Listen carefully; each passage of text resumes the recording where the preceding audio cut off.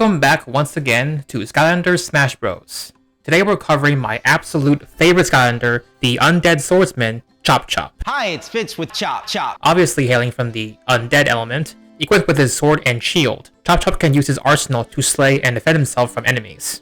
He's also given the honor of being the first sword fighter we cover in this extensive series. Now Smash Bros is no stranger to sword fighters, to put it mildly, and the majority of them more or less perform the same attacks for their basic moves. But quite a few of them possess both a sword and a shield, which is the case for swordsmen like Hero and the 3 generations of Lynx. As such, for Chop Chop's moveset, I'm focusing more on those characters. Nothing else to say, except let us proceed. But before we start, don't forget to like the video and subscribe. As always, we start with the neutral attack, which is basically how he normally attacks in Skylanders. It's a 2-stage standard combo, with Chop Chop's first attack being a forward stab, then leading into a horizontal slash. Very few Smash fighters have 2-stage neutral attacks, and even less are sword fighters. So I thought Chop Chop could be considered as one of those few to give him more individuality as a fighter. Next, let's cover the tilt and dash attack. Forward tilt is another multi-stage combo like Stealth Elf's in the last video. However, Chop Chop's F tilt is 2 stages instead of 3. It's basically imitating Hero's, where he performs a shield bash that leads into an outward sword slash. Up tilt is pretty much shared with, I'd say, about 80% of sword fighters in Smash, where they swing their sword in an arc above themselves. Down tilt is also pretty unremarkable, as most sword fighters either slash or stab their swords close to the ground. Either option is suitable for Chop Chop. Finally, dash attack is a unique move for once. Sword and shield fighters like Link barely use their shields at all, really, in their basic attacks. Fortunately, that won't be the case for Chop Chop. In Skylanders, Chop Chop uses his shield both offensively and defensively, which we'll cover more in depth in the specials. But one of his attacks is that he can shield bash while moving, which is not only a solid choice, but a completely unique attack to Smash as well. Additionally, his speed is normal, roughly the same as Link's. Next we have the smash attacks. For forward smash, it's between a single downward slash or a combo attack of an inward then outward slash, like Link's. Ultimately, I'm going to settle for the combo, because I do want Chop Chop to stand out somewhat when it comes to his moveset. Up smash is a single powerful upward thrust, an attack shared with fighters like Hero or Marth. Finally, down smash is Chop Chop slashing in front of, then behind himself, another attack that is frequently used by other sword fighters. Continuing on, we have the aerials. In my opinion, these aerials are nothing to get excited about, as pretty much every sword fighter uses the same attacks in some capacity. Case in point, for their Nair, most sword fighters either swing their sword around themselves in a single circular motion, or perform 2 horizontal slashes around themselves. My vote is for Chop Chop to do the circle attack. Next, for forward and back air, I tried to be somewhat creative. Forward air should be a single powerful downward slash. Back air, however, is not what you'd expect, as once again we'll be incorporating his shield. Back air is a shield bash, functioning similarly to Palutena's back air, who's not a sword fighter, but she does possess a shield. In Chop Chop's case, up air can either be an outward slash like Marth's, or a jumping thrust like Link's. Down air, however, I'm more certain should just be a single one-handed downward thrust that can potentially spike players, like Hero's. And for the last of the basic moves, we have the grab and throws, which, shocking, the throws are also nothing to rave about. Grab and pummel are nothing special. Chop Chop grabs foes with their hand, and knees them for his pummel. Forward throw is just him kicking his opponent away. Back throw is a sort of judo throw, where Chop Chop rolls backward and kicks their opponent, sending them flying. Up throw is a little bit more showy than the other throws. Chop Chop positions his foe above him and slashes upward, sending them flying. And lastly, down throw is a move that I'm a little surprised isn't more present throughout all the sword fighters' movesets. Chop Chop places their opponent on the ground and impales them with his sword. Finally, the edge attack is just a forward swing of his sword. That's all the basic attacks. Now we can cover the specials. I had a more difficult time than usual with these moves because I didn't have enough to work with. I always had 3 specials taken care of, but had to drum up something for the 4th. So of course I went to the Smash movesets, but I didn't want to settle on a boring move like a counter or something. In short, I managed to settle on a moveset I was satisfied with. First, the special move I had the most trouble making ended up being the neutral special, since one of Chop Chop's upgrade paths allows him to perform different combos. I chose one in particular that would be the basis for this move. In it, at the end, Chop Chop finishes with a series of stabs. That finishing move would essentially be Chop Chop's neutral special. It would basically be a clone of Mii Sword Fighter's Blurring Blade, where the move can be charged to deal more damage. In addition, instead of dealing flame damage, the move inflicts Darkness, a status effect in Smash used by fighters like Ganondorf and Mewtwo. Up next is the side special, which is his Bone Brambler ability, where he leaps forward and thrusts his sword into the ground, unleashing Bone Brambles forward that travel a small distance, damaging enemies before sending them flying. In regards to the sword attack itself, it shares similarities to Shulk's Backslash, specifically the detail where the move cannot be cancelled after executing it. As such, Bone Brambler should be used with caution, especially in the air.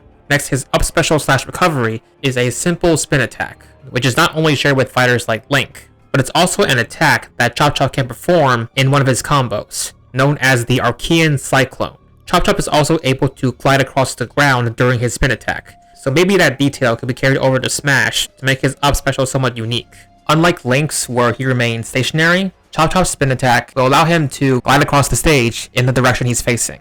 The more the move is held, the further he travels and the more damage he deals. And when performed in the air, the move is pretty much the same as Link's. And last but not least, his down special is his Archean Shield. The best way to describe this move is a mix between Joker's and Mr. Game & Watch's down specials. When activated, Chop Chop will hold his shield up, protecting himself from any incoming damage in front of him. The shield stays bolstered as long as the special move button is held. Once held up, Chop Chop's shield will not only block incoming damage, but also absorb it. Not only that, but it will absorb any type of damage, whether it be physical or projectile based.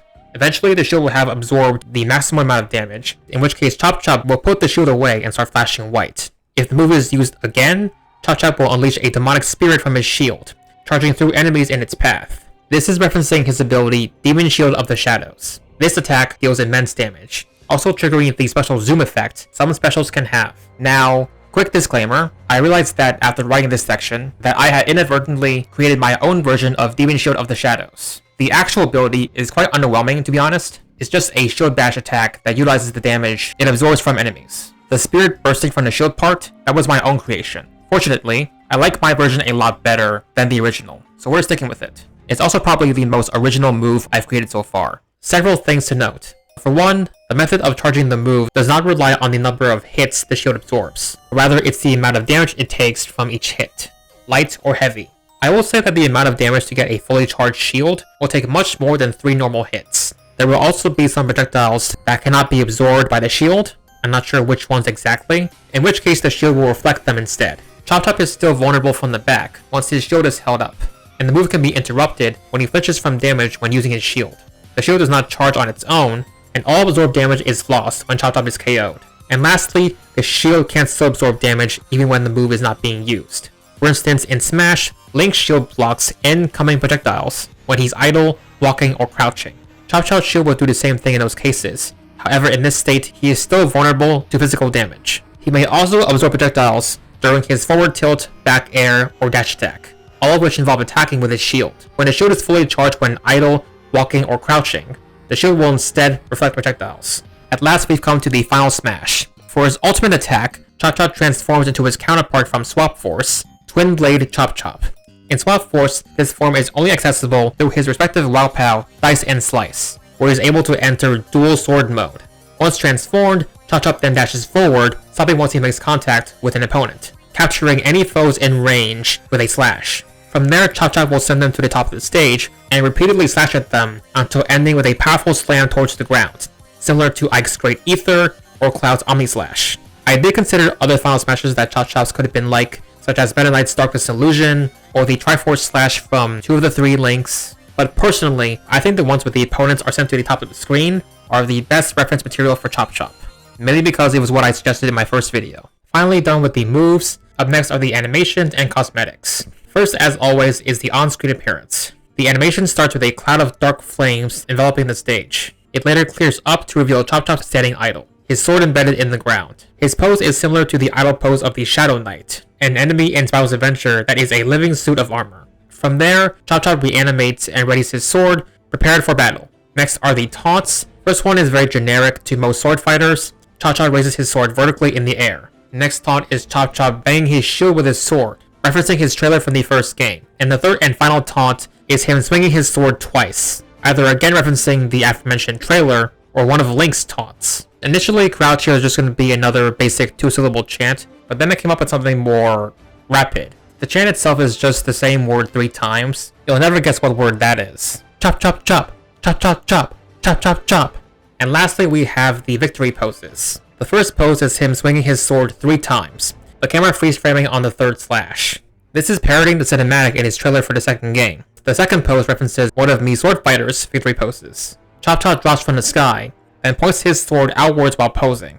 The last pose starts with Chop Chop leaping and driving his sword into the ground, performing his Bone Brambler ability. The leap is again meant to reference his trailer from the first game. All that's left are the alternate costumes. Up first is Legendary Chop Chop, which at this point you should know as the navy blue and gold recolor. Next costume is a weird one, Grillmaster Chop Chop, a variant from the mobile game Skylanders Lost Islands. This counterpart is wearing a chef's hat and apron. His sword is replaced with a skewer with a hot dog impaled on it, and his shield is now a pot or grill lid. And the last official costume is Awakened Chop Chop for Ring of Heroes, where he's equipped with new armor, a new sword and shield, and a cape.